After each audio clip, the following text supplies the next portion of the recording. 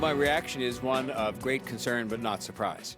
I was in the underground yesterday, and when I was there, if I passed 4 people in a place where you might normally literally pass hundreds of people, and that was in the middle of the week in the heart of downtown. I know the place where I go to get my haircut, for example, are seeing a dramatically reduced percentage of people coming in because people aren't going to come, to get a haircut who aren't downtown. They're not going to go to the food court if they're not downtown. And all you have to do is walk through parts of Toronto's downtown core to see that businesses are struggling. And now, new data from the Toronto Region Board of Trade paints a dire picture of the economic pain caused by the pandemic. After a slight recovery in November of last year, the number of workers heading into the financial district on a daily basis is down 85% since 2019. And with so many office workers still working from home, in-person spending is 44% below the level seen in the last 3 years. Joining us live tonight is Marcy Birchfield from the Toronto Region Board of Trade, James Rylett, Vice President at Restaurants Canada, and Kristen Gale, CEO and creator of the 10 Spot Beauty Bars. Thank you all for joining us this evening. It's good to have all of you on. Marcy, we'll begin with you. That lack of foot traffic, that's been devastating for businesses in the downtown core with so many working from home. How much damage has Omicron done to businesses? Yeah, so back in October, we put together with a number of partners, a suite of indicators, partners ranging from Statistics Canada to Moneris to TELUS that provides mobility data, and Equifax that provides business health data. And really we put together these suite of indicators to really understand the economic impact of the pandemic across the region, but in particular business districts such as downtown Toronto and the financial district. And so what we found was when the market is open and when the market is allowed to stay open, that it appears that Toronto really has the ingredients to really go in the right direction of recovery. But since, as you say, since Omicron, things like things like job growth and consumer spending and foot traffic downtown were just devastated. When we saw, 600,000 jobs across our region return from as of September, and things like consumer spending ticking up, just within the month of between December and January, we saw over 35,000 jobs in sectors like in industries like restaurants and food and services and accommodations and professional services lost really jobs. And really what we're looking for is to keep an eye on these trends. Consumer spending trends and foot traffic trends to really understand, engage the recovery, particularly in our downtown and our financial districts, which was the hardest hit. And good evening, Kristen. So the 10 Spot is a franchise that owns 38 locations around Canada and the U.S. Yeah. Are the downtown locations hurting the most? Yeah, definitely. So in our financial district, those bars saw a decline of 71% in sales in 2021 over the pre-pandemic numbers. Downtown core overall is about 65% down. And actually 2021 was harder for us than 2020 due to the fact that we were actually closed for 6 months out of the year. And when we were allowed to reopen, it was under restrictions and the social distancing and not being allowed to offer the full suite of our services. So we've definitely been hit hardest in Ontario, where the majority of our locations are. So we've got a bunch of bars in the rest of Canada and in the United States, as you mentioned, and some of those locations are only closed for a month, if at all. And so it's really been in the GTA and other parts of Ontario that have been hit definitely the hardest. Those numbers, wow, 71% of sales down in downtown locations. James, we want to come to you next. The restaurant industry, it was really banking on the holiday season, a crucial time for sales, and then Omicron happened. How much has this variant set these businesses back?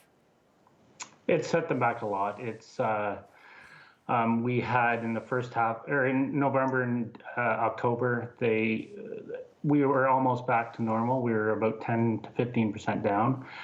First week of December was about 30% down, and the second week of the second half of December, they were about 45% down. So it really hit quickly. It hit them hard, and 80% of restaurants said that there was a significant number of cancellations after Omicron hit in early December. So it hit them hard. It was a time that they thought that they would be able to start to pay some bills, start to go back to normal, and that just didn't happen. Yeah, Marcy, I'd like to talk to you for a moment. What's important to note is the entertainment and food industry was hardest hit in late 2021. Large retailers were not. Can you talk about the impact or lack thereof of the city's Show Love, TO, Shop Local campaign, which pretty much came online right around November 21? That's when a lot of the losses were reported. Yeah, so when we look at in-person consumer spending, particularly downtown, what we found was that retail was the first to rebound, right? And then consumer-facing services like hair salons, nail salons. But, really the capacity limits for entertainment purposes were really fully lifted. Through the fall. And that's where we really saw the rebound of things like travel and entertainment in the downtown Toronto and in financial district in particular, rebound it to its fullest. But once Omicron hit, even before it really took hold, as you say, in the restaurants, we saw cancellations just for I think fear of consumers coming out, even before the lockdowns happened.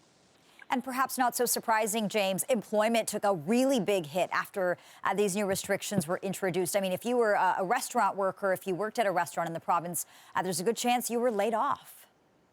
Yeah, you could see it in the numbers. In January, our industry had lost 127,000 employees just in Ontario. That's a lot of people out of work. That's a lot of families that can't pay their bills. And unfortunately, that was the impact of Omicron. And it's going to be a big hole for operators to dig out of, but also for employees that just missed a lot of paychecks. Yeah, Kristen, you mentioned taking a hit of about 70%. Let's talk about this. How are you able to recover, if you will be able to recover? What's that outlook looking like? And did you have to lay off anyone? Yeah, so what we've noticed is that through the reopenings back in 2020 summer and then in 2021, we spiked.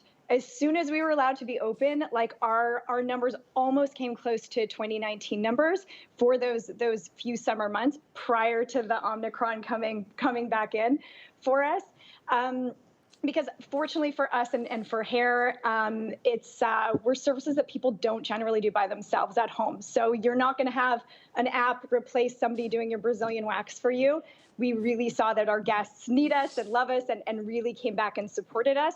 Same with our staff, just being in those bars when they had, especially I think back to the first summer when we were allowed to be open and we didn't have the vaccines, and knowing that they were going in every day to service our guests, and yet the COVID was sort of raging around them, and so it's been really amazing to see our staff and our guests come and support us in that way, because it is it's shocking to me because we did have to furlough everyone.